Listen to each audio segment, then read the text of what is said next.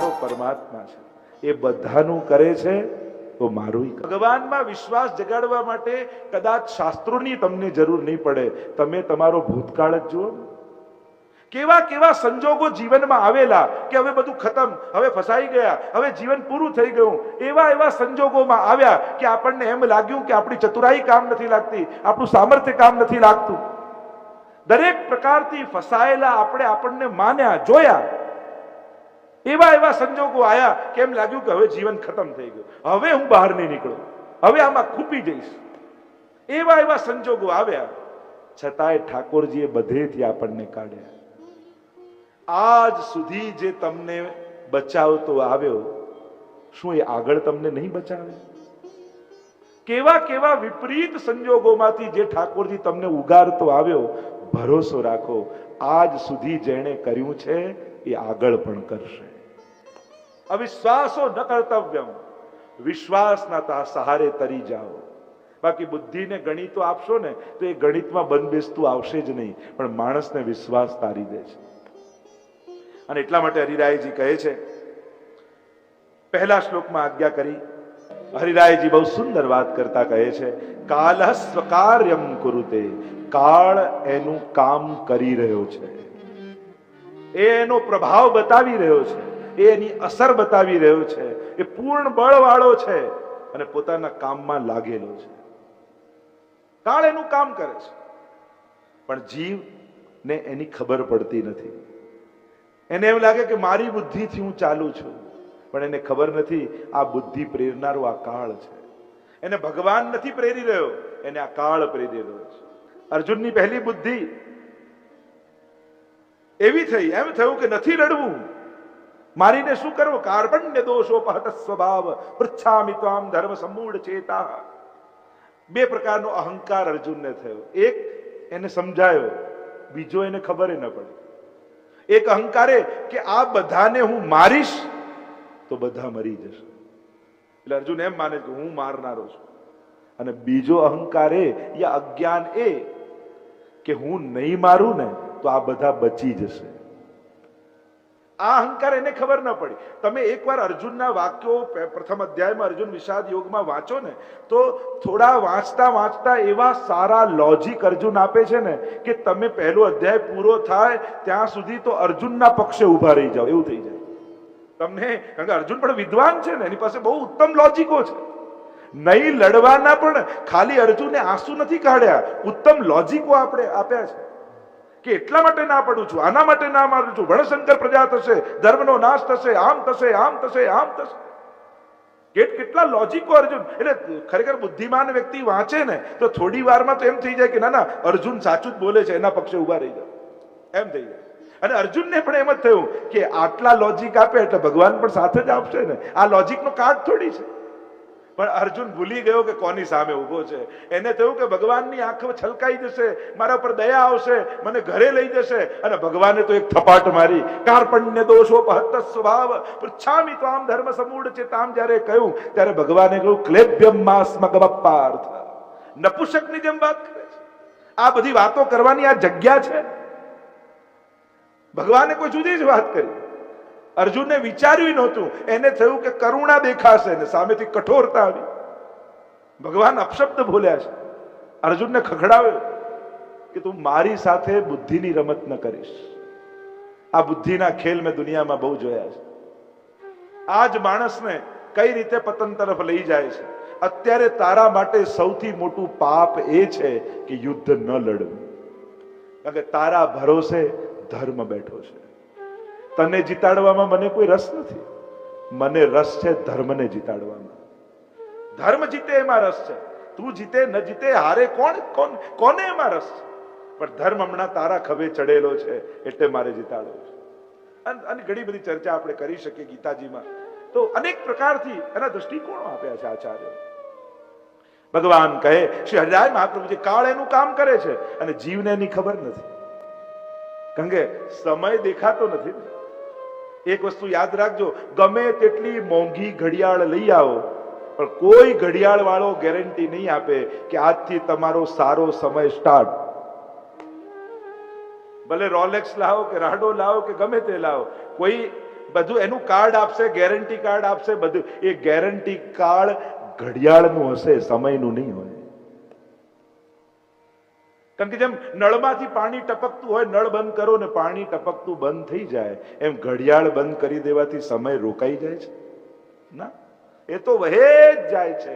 અને એક વસ્તુ યાદ રાખો, સમયને રોકી શકાતો નથી, સમયને મારી શકાતો નથી, સમયને કેવલ સુધારી શકાય છે. સમયનો સદુપયોગ સિવાય સમય સાથે આપણે બીજો કોઈ વ્યવહાર નથી કરી શકતા, તમે એને રોકી નથી શકતા. એટલે જ તો મહાપ્રભુજીએ કહ્યું ને, યદા બહિર્મુખાયુયમ ભવિષ્યત કથંચન તદા કાલ પ્રવાહસ્થા દેહ ચિત્તાદયોપી. હે વૈષ્ણવો, જો તમે બહિર્મુખ થયા તો આ કાળના પ્રવાહમાં વહી જશો.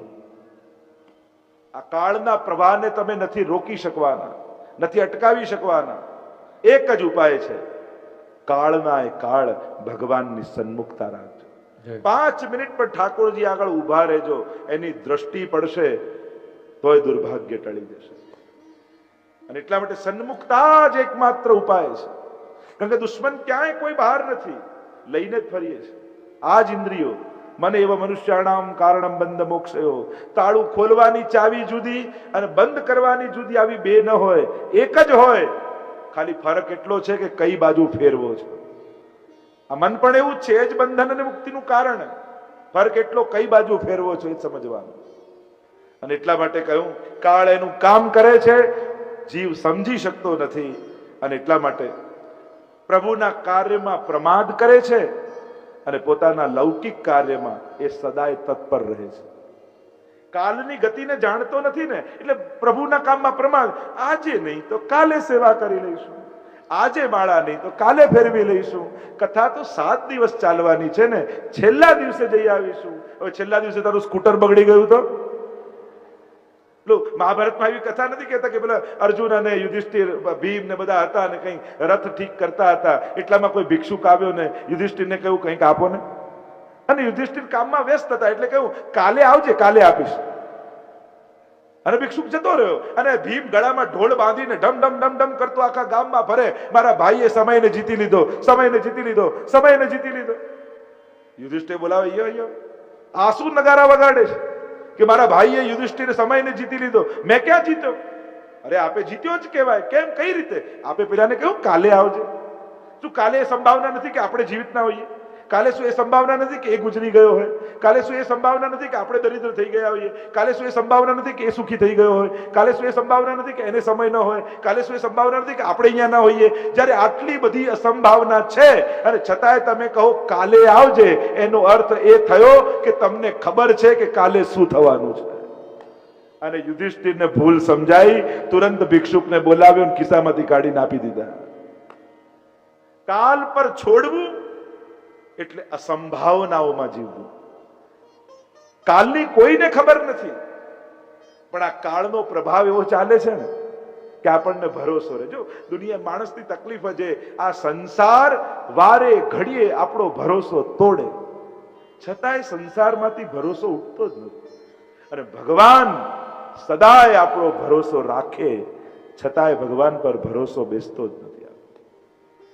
આ સંસાર કેટલી વાર વિશ્વાસઘાત આપણી જોડે કરે, છતાં એમ થાય કે આ નહીં તો આ નહીં તો આ નહીં તો આ. સંસાર પર ભરોસો જતો જ નથી. અને ભગવાન કોઈને ને કોઈને મોકલે, કારણ કે ભગવાન સાથે એવી શરત ન રાખતા કે એ આવે એટલે આમ મોરપીસ ને મુગટ ને પીતાંબર ને પાછો ધુમાડો થાય, બેકગ્રાઉન્ડ મ્યુઝિક વાગે અને તો જ આવેલા ભગવાન લાગે આપણને. આ સિરિયલો જોઈ જોઈને એવી આદત પડી છે ને આપણને કે આમ ભગવાન આવે એટલે આમ ક્યાંકથી લાઈટ આવે, સ્પોટ લાઈટ પડે, પછી આમ ધુમાડો થાય, પછી બેકગ્રાઉન્ડમાં ફ્લ્યુટ વાગે, પછી ટ્રિંગ દઈને ભગવાન આવી જાય. આ રીતે ભગવાન આવે. અરે ભગવાન તો આવે જ છે, જોવા તૈયાર છો? કેટલી વાર આપણી સામે આવ્યો, કોઈની આંખમાં બેસી, કોઈની જીભ પર બેસીને આપણા માટે ક્યાંક સારું બોલાવ્યા, કોઈના હાથમાં બેસીને આપણા પડેલાને ઊભા કર્યા, ક્યારેક કોઈના પગમાં પ્રવેશી જાય આપણા માટે અને આપણા માટે કોઈ દોડવા લાગે. કેટલી વાર ભગવાન કોઈક ના કોઈ વ્યક્તિનો ઉપયોગ કરી અને આપણા માટે કેટલી વાર દોડ્યો છે. પણ એને દેખાવાની આદત નથી, એને જતાવાની આદત નથી. એટલે આપણને એમ થાય કે ભગવાન ક્યાં આવ્યા? અરે ભગવાન તો આવે જ છે. કેટલી વાર આવે છે, આપણે જોવા તૈયાર છીએ? બસ તમારા ધારેલા કપડા પહેરીને નથી આવતો, બસ એટલો એનો વાંક. તમે જે વિચાર્યા છે એ કપડા પહેરીને ના આવ્યો, એ ક્યારેક કોઈના દિલમાં બેઠો, ક્યારેક કોઈની બુદ્ધિમાં બેઠો, ક્યારેક કોઈની જુબાનમાં બેઠો. તમારા માટે ક્યાં ક્યાં થઈને આવ્યો, કઈ કઈ રીતે એને તમને ઉગાર્યા, બચાવ્યા, તમારા કામ કર્યા. આપણે વ્યક્તિઓના આભાર માનીએ છીએ, પણ એ વ્યક્તિને પ્રેરનારા ભગવાનનો આભાર નથી માનતા. કેમ આપણને યાદ નથી આવતું કે અત્યારે આ મારી સામે આવીને મદદમાં ઊભો છે, ભગવાન અત્યારે મદદ કરવા આના દિલમાં બેસી ગયા છે. જુઓ ને, ઠાકોરજી મારા પર કેવી કૃપા કરવા માટે આવ્યા. એક ક્ષણે આપણને ઠાકોરજી કેમ નથી યાદ આવતા? કેટલા એના ઉપકાર. પ્રભુ, આપના ઘણા ઉપકાર મારી પર છે. ઠાકોરજી પાસે માંગવું હોય તો એટલું માંગજો કે હે પ્રભુ, જીવનમાં તારા ઉપકારોને હું સમજી શકું એવી કૃપા કરો. પ્રભુ અનેક ઉપકારો કરે, પણ માણસને ક્યારે જતાવે નહીં, અનુભવ ન કરાવે કે આ મેં તને આપ્યું. સુદામાને આટલું આપ્યું, પણ ભગવાન સુદામાને ક્યારે કહેતા નથી. આ પ્રભુનો સ્વભાવ. એમ અનેક પ્રકારથી અહીંયા હરિરાય મહાપ્રભુજી આપણને સમજાવે છે. સમગ્ર ચિંતાઓને છોડી આ નવરત્ન ગ્રંથમાં જે મહાપ્રભુજી આજ્ઞા કરી, અને ત્રીજા શ્લોકમાં શ્રી હરિરાયજી આપણને એનું સ્મરણ કરાવે છે. ચિંતા કાપી ન કાર્યા નિવેદિતાત્મભી કદાપિતિ ભગવાન અપી પુષ્ટિસ્થો ન કરિષ્યતિ લૌકિકમ જગતિમ. જીવે ચિંતા નહીં કરવી, એ જે વાક્ય મહાપ્રભુજીના છે, શ્રી હરિરાયજી યાદ અપાવે છે કે પ્રભુ બધું જ કરનારા છે, એટલે જીવે નિશ્ચિંત થવું. એક વસ્તુ યાદ રાખજો, જેની શરણાગતિ કમજોર એની ચિંતા મોટી, અને જેની શરણાગતિ મજબૂત હોય એને ત્યાં ચિંતા ઓછી. દરેક ચિંતા ભગવાન પર શંકાનું પ્રમાણ છે. જ્યારે જ્યારે ભગવાન પર સંશય જાગે ને, ત્યારે એ વસ્તુની જવાબદારી આપણે આપણા માથા પર લઈ લઈએ, અને જવાબદારી લીધી એટલે એ ચિંતા રૂપે સામે આવી. શરણાગતિથી જ ચિંતા મુક્ત થવાય. જેમ ખેડૂત કોઈ ગાયને છોડી દે, આખો દિવસ જંગલમાં ચરતી રહે, ખાય પીએ પોતાની રીતે, પાછી સાંજે ઘરે આવે ખેડૂતના, એટલે ખેડૂત શું કરે? ગળામાં દોરડું બાંધે ને ખીટે બાંધી દે. તો આ ખેડૂતને ખીટે બંધાઈ એ ગાયની મુક્તિ કહેવાય કે બંધન કહેવાય? સાધારણ દ્રષ્ટિએ જોવા જાવ તો આપણે લાગે ગાય બંધાઈ, પણ જો તત્વ દ્રષ્ટિએ જુઓ તમે, તો જ્યારે ખેડૂતે છોડી દીધી હતી ત્યારે પોતાના ખાવાની, પીવાની, સુરક્ષાની બધી જ જવાબદારી ગાયના માથે હતી. પણ સાંજે ખેડૂતના ઘરે આવી અને ખેડૂતે પોતાના ખીટે બાંધી એટલે ગાય નિશ્ચિંત થઈ ગઈ અને બધી જવાબદારી ખેડૂતના માથે આવી ગઈ. એટલે છુટ્ટી મૂકી એ ગાયનું બંધન હતું, અને બંધાઈ એ ગાયની મુક્તિ છે.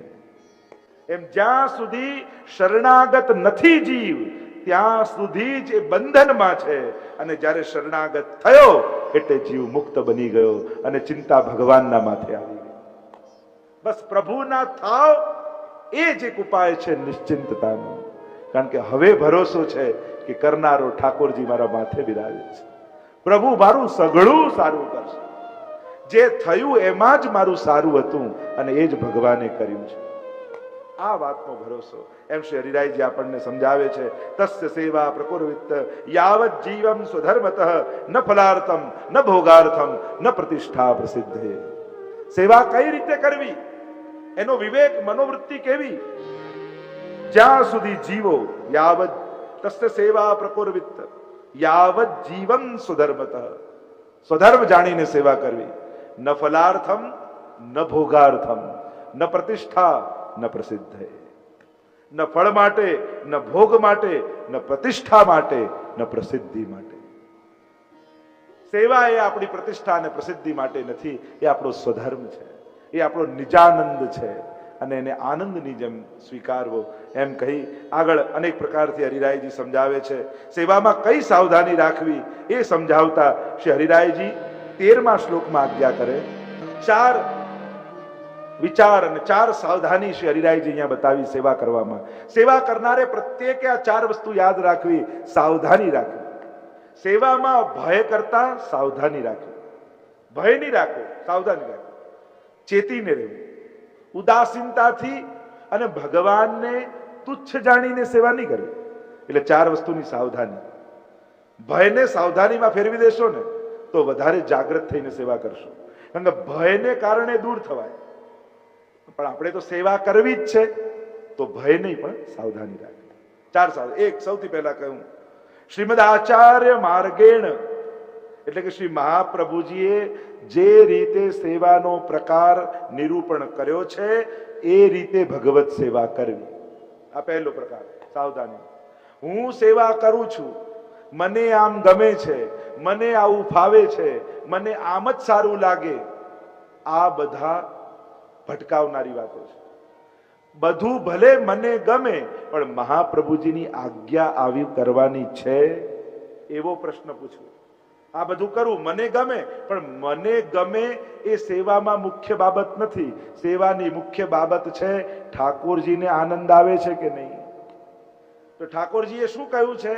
રહ્યો મોહે શ્રી વલ્લભ ગ્રહ ભાવે, ભોગ શ્રૃંગાર યશોદા મૈયા, શ્રી વિઠ્ઠલનાથ કે હાથ કો ભાવે. એમને તો ગુસાઈજીના હાથની સેવા ગમે છે, એને તો વલ્લભના ઘરની સેવા ગમે. એટલે વલ્લભના ઘરની એટલે અમારે ત્યાં પધરાવી દેવાના? એ વલ્લભનું ઘર ના. જેના ઘરમાં મહાપ્રભુજીની આજ્ઞા પ્રમાણે સેવા થાય છે એ દરેક ઘર વલ્લભના ઘર છે, અને ત્યાં ઠાકોરજીને રહેવું ગમે છે. જ્યાં જેની રીત ચાલતી હોય એ રીત એની પ્રધાનતા, એની માલિકી કહેવાય. તો જેના ઘરે વલ્લભની રીત ચાલે છે એના ઘરનો માલિક શ્રી વલ્લભ છે, અને એટલા માટે એ ઘર વલ્લભનું ઘર છે, અને ત્યાં ઠાકોરજીને રહેવું ગમે છે. તો પહેલો સાવધાની, મહાપ્રભુજીના પ્રકાર પ્રમાણે સેવા. એ શ્રૃંગાર હોય, એ સામગ્રી હોય, એ કીર્તન હોય, એ જગાવવાનાથી પોડાવા સુધીનો ક્રમ હોય, એ ઉત્સવનો ક્રમ હોય. 2 પ્રકારની સેવાનો ક્રમ, નિત્યનો ક્રમ અને વર્ષોત્સવનો ક્રમ. આ બંને ક્રમ છે ને આપણે ત્યાં. એ કીર્તનમાં હોય કે પછી સેવામાં હોય, બંને ક્રમ ચાલે, નિત્યનો ક્રમ ને વર્ષોત્સવનો. આ બધું જ મહાપ્રભુજીની મેળ, મર્યાદા અને આજ્ઞા પ્રમાણે છે એનો વિચાર કરો. થોડું કરો, પણ મહાપ્રભુજીએ બતાવેલા ક્રમ પ્રમાણે કરો. બીજી સાવધાની, અન્ય માર્ગની રીતથી પ્રભાવિત થઈ આપણે આપણો ક્રમ ન બદલી દેવો. ક્યાંક બીજે કંઈક એવું દેખાયું, આણે તો ભગવાન પાસે કેવી સરસ લાઈટો લગાડી છે, લાવ હું લગાડું, તો પ્રભુને શ્રમ પડે. પુષ્ટિ માર્ગમાં કઈ એવી બધી લાઈટો આવતી નથી.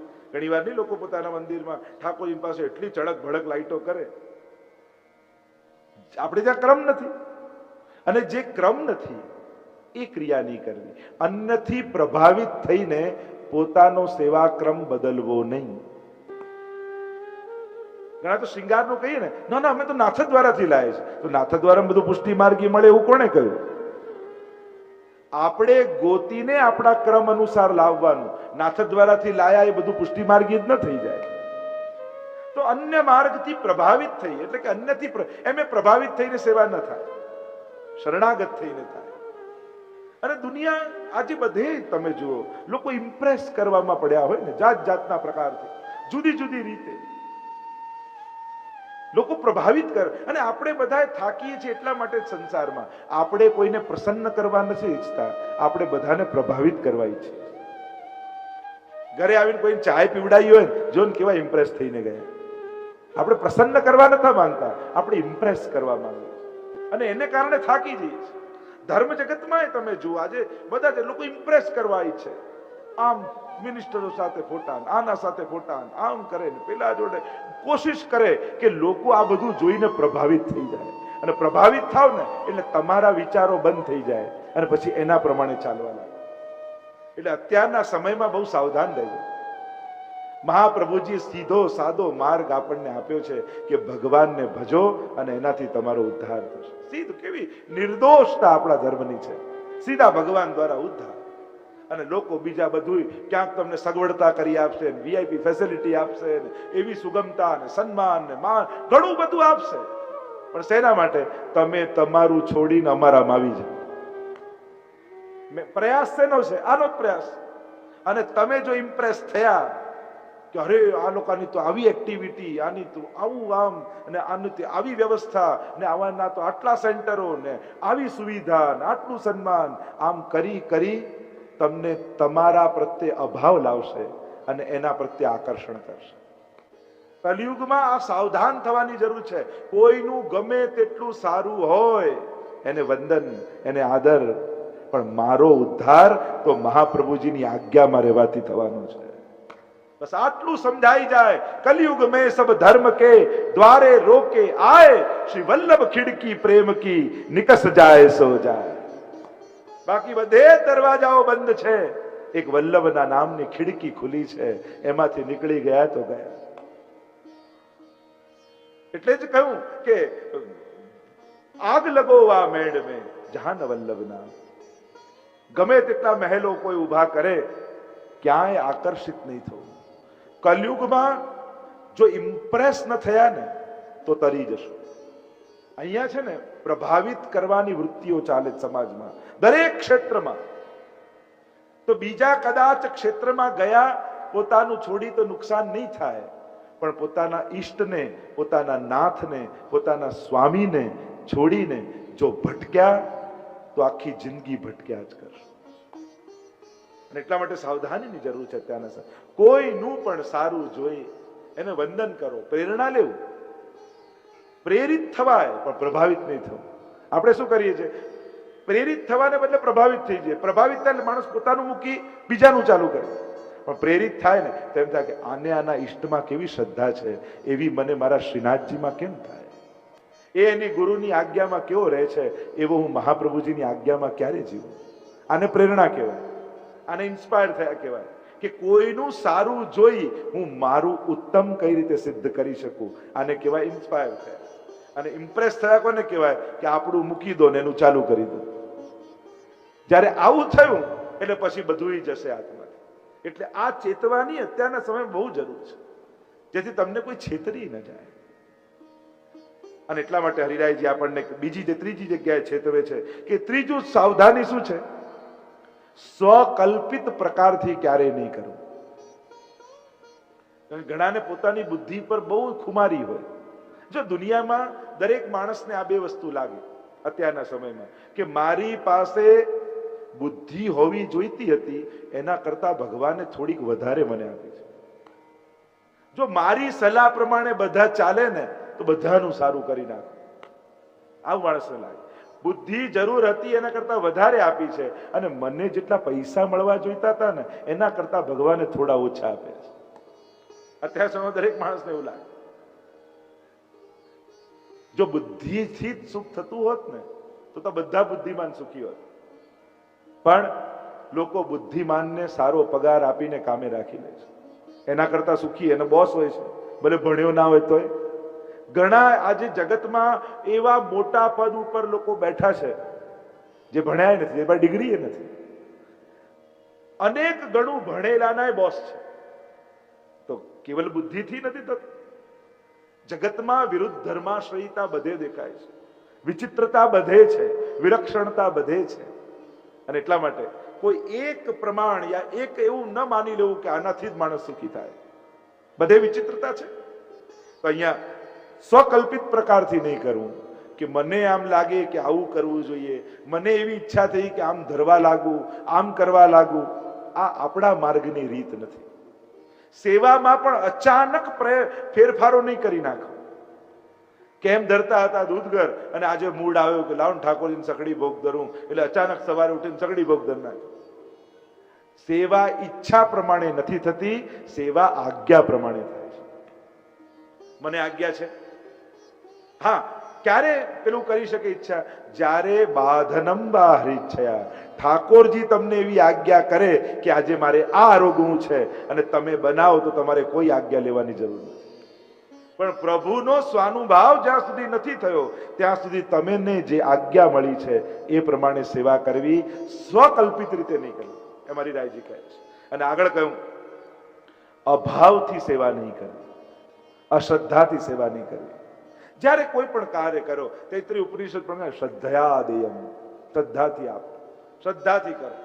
કારણ કે અશ્રદ્ધાથી કરો છો તો કરેલું થયું ગયું, એનો આનંદ ન માણે અને વસ્તુ એ ગઈ. શ્રદ્ધાપૂર્વક કરવું. આમ 4 વિવેક બતાવ્યા. 18માં શિક્ષાપત્રને વિરામ આપીએ. 19મું શિક્ષાપત્ર 10 શ્લોક અને એનો વિષય છે કલયુગે સત્પુરુષોની પણ મતિ જ્યારે નષ્ટ થઈ ગઈ છે ત્યારે સત્સંગ જ એકમાત્ર ઉપાય છે એમ કહી અને પહેલા શ્લોકમાં આજ્ઞા કરતા કહ્યું